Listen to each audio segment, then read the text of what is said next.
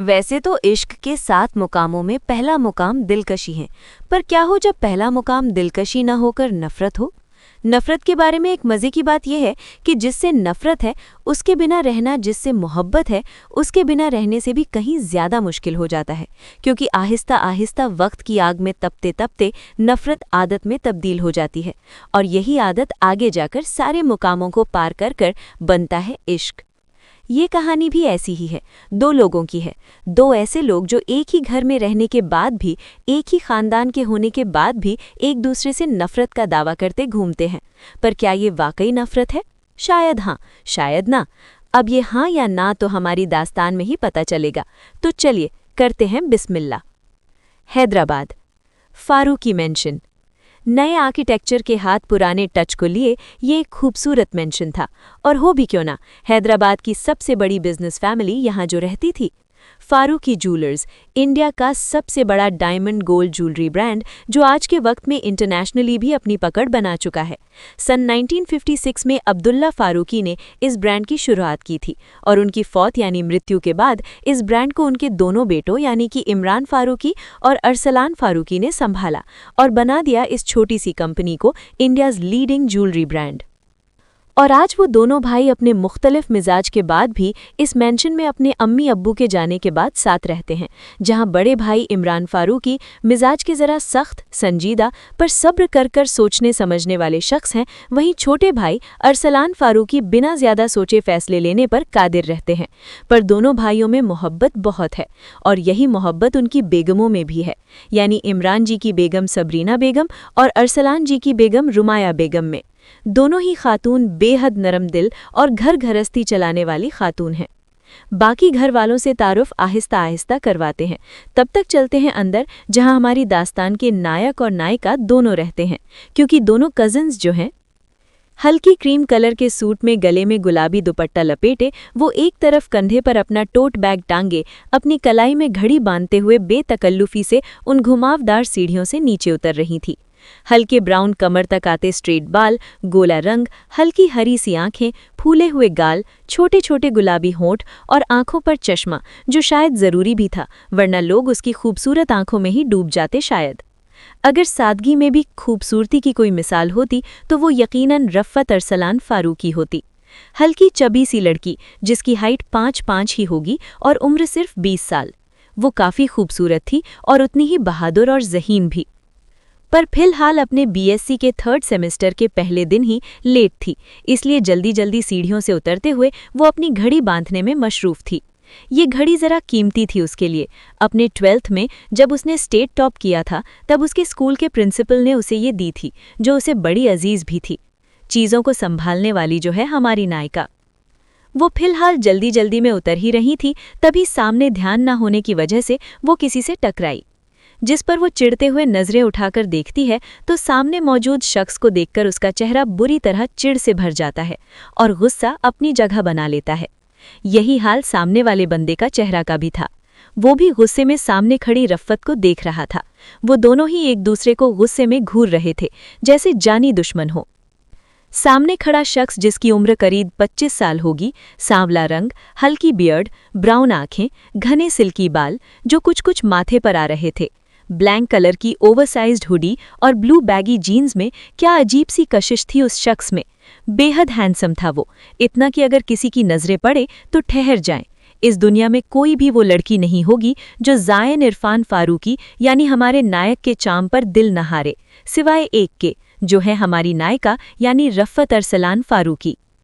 वो दोनों एक दूसरे को गुस्से में घूर रहे थे, तभी ज़ायन उसे घूरते हुए दांत पीसकर अपनी उस सख्त मर्दाना आवाज़ में कहता है, व्हाट रबिश, अगर आंखों का इस्तेमाल नहीं करना तो खैरात में दे दो, क्योंकि देख कर चलना तो तुम्हारे बस की बात है नहीं।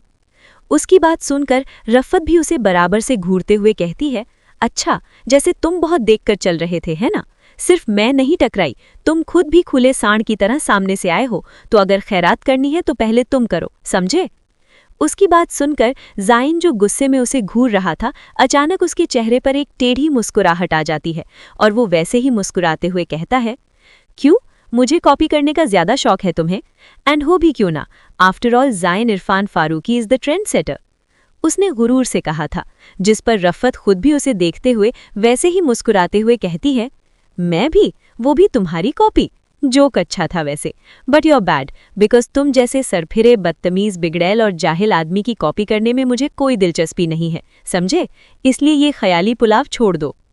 उसकी बात सुनकर ज़ाइन का चेहरा एक बार फिर गुस्से में तमतमा गया था और वो वैसे ही गुस्से में उसे देखते हुए कहता है, तुम्हारी कुब्बत है भी नहीं कि मेरी तरह बन जाओ। ज़ाइन इरफान फारूकी बनना किसी के बस की बात नहीं है।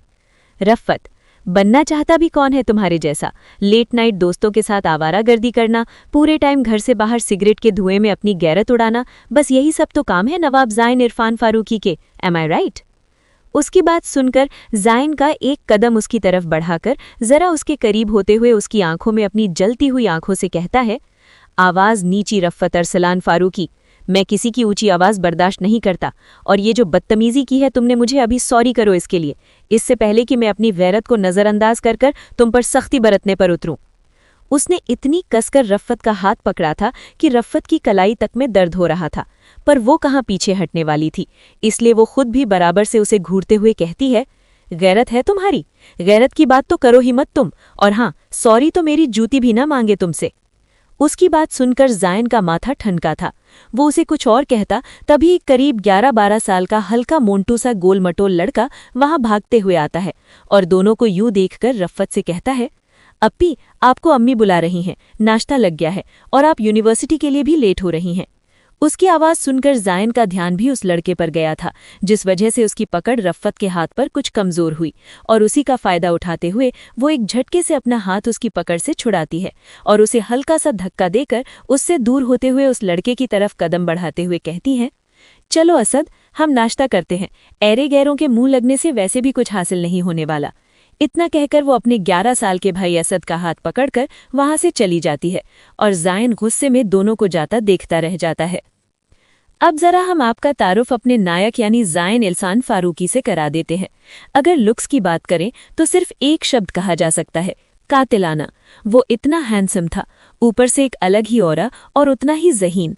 2 साल पहले ही अपनी पोस्ट ग्रेजुएशन कंप्लीट की है और बंदा गोल्ड मेडलिस्ट है, और इन्होंने अपनी पढ़ाई उसी यूनिवर्सिटी से मुकम्मल की है जहां से रफ़त पढ़ रही हैं, और आज भी वहां इनके चर्चे हैं। पर फिलहाल इनके अब्बा और इनकी बिल्कुल नहीं पटती, जिसकी 2 वजह हैं। पहली, ज़ाइन की जिद कि वो फैमिली बिजनेस नहीं करेगा बल्कि अपनी खुद की कंपनी खड़ी करेगा, और दूसरी उसका गर्म मिजाज। शख्सियत के बदतमीज, बिगड़ैल, घमंडी, गुस्सैल, जिद्दी और हद से ज्यादा सरफिरी खोपड़ी है इनकी। और इनकी पूरी जिंदगी में सिर्फ 2 औरतें हैं जो इन्हें अफेक्ट कर सकती हैं। एक इनकी अम्मी, जिनसे इन्हें बेइंतहा मोहब्बत है, और एक इनकी प्यारी कजिन रफ़त, जिससे बेइंतहा नफरत और चिढ़ है। इसके अलावा आज तक किसी लड़की को नजर उठाकर तक नहीं देखा इन्होंने। लड़कियों से एक अजीब सी चिढ़ जो है इन्हें, और हो भी क्यों ना, आसपास मंडराती जो है इतना। वो वहीं खड़ा जाती हुई रफ़त को देखते हुए गुस्से में कहता है, दिस गर्ल, एक दिन मैं खुद जान से मार दूंगा इसे। आह, पूरा मूड खराब कर दिया सुबह सुबह अपनी शक्ल दिखाकर, ब्लडी डैम इट। इधर रफ़त नीचे आती है तो ज़ाइन की अम्मी यानी उसकी बड़ी अम्मी सबरीना जी, जो डाइनिंग पर नाश्ता लगा रही थी, उसे आता देख मुस्कुराते हुए कहती हैं, अरे बेटा, कितनी देर लगा दी, लेट हो गया क्या यूनिवर्सिटी के लिए? चलो बैठो और नाश्ता करो। उनकी बात सुनकर रफ़त एक कुर्सी खींचकर बैठते हुए कहती है, सॉरी बड़ी अम्मी, वो बस फज्र की नमाज के बाद सो गई थी। तो उसने इतना कहा ही था कि तभी उसके सामने वाली टेबल पर बैठे अरसलान जी जरा बिगड़ते हुए कहते हैं, बस यही रवैया रहा तो ससुराल से नाक कटा कर आना तुम। किताबों के अलावा किसी चीज में दिल तो लगता नहीं है तुम्हारा, इसीलिए पढ़ाई के खिलाफ हूं। पर नहीं, किसी को सुननी कहाँ है मेरी। इससे बेहतर तो एक और लड़का ही होता तो अच्छा था, उन्होंने बिगड़ते हुए कहा था, जिस पर रफ़त का दिल बैठ सा गया था। ये अक्सर होता था, उसके अब्बा उसे कभी पसंद नहीं कर सकते थे, चाहे वो कितना भी टॉप कर ले, और इस बात से वो वाकिफ थी, इसलिए उसने पलटकर कुछ नहीं कहा। हालांकि डाइनिंग टेबल का माहौल जरा संजीदा जरूर हुआ था, और किचन से आ रही रुमाया जी के कदम थम गए थे अपनी बेटी के लिए अपने ही शौहर से ये सब सुनकर, जो कुछ नया तो नहीं था। वहीं हेड चेयर पर बैठे इरफान जी जरा समझाते हुए अरसलान जी से कहते हैं, अरसलान, ऐसे नहीं कहते, और फिर हमारी रफ़त तो अल्लाह के शुक्र से इतनी ज़हीन है पढ़ाई में, और रही बात शादी की तो वो भी हो ही जाएंगी जब होना होंगी। तुम बच्ची का दिल ना दुखाया करो यूं। उनकी बात सुनकर अरसलान जी भी जरा मजीद बिगड़ते हुए कहते हैं, बस भाई साहब आपकी जिद पर तो पड़ रही हैं ये, वरना मैं तो घर में बिठा लूं। लड़कियां ज्यादा पढ़कर सिर्फ माँ बाप की जिल्लत कराती हैं और कुछ नहीं, क्योंकि पढ़कर करना भी क्या है, रोटियां ही तो बेलनी है वैसे भी। और ऊपर से नामहरमों के बीच उठना बैठना, यही सब बदनामी का नतीजा बनता है आगे चलकर। उन्होंने अपनी सोच पर अड़ते हुए कहा था, जिस पर इरफान जी कुछ कहते तभी एक सख्त आवाज वहां गूंजती है। लड़कियां तो पढ़कर जिल्लत कराती हैं, पर लड़के तो बिना पढ़े भी जिल्लत करा सकते हैं चाचू। और रही बात पढ़कर क्या करेंगी, तो कल को अगर आपके जैसा शौहर मिल गया तो खुद के लिए स्टैंड तो ले ही सकती है, जो चाची नहीं ले पाई कभी। और रही बात बदनामी की, तो रफ़त की पढ़ाई से तो बदनामी नहीं होगी, पर आपकी दखियानूसी सोच की गारंटी में नहीं ले सकता। कहते हुए ज़ाइन अपनी जीन्स की पॉकेट में हाथ डाले डाइनिंग टेबल की तरफ बढ़ रहा था। वहीं उसकी बात सुनकर अरसलान जी तो एक पल को बिल्कुल चुप हो गए थे, जैसे उनके हलक में जुबान ही ना हो। और रफ़त जो नजरें झुकाए अब तक अपने बाप के मुंह से जिल्लत सुन रही थी, नजरें उठाकर उसकी तरफ देखती है। वहीं इरफान जी जरा गुस्से में Zain co dot hello guys, please मेरी वीडियोस को ज़्यादा से ज़्यादा लाइक कीजिए, सब्सक्राइब कीजिए, प्लीज़ गाइस शेयर कीजिए, मुझे सपोर्ट कीजिए।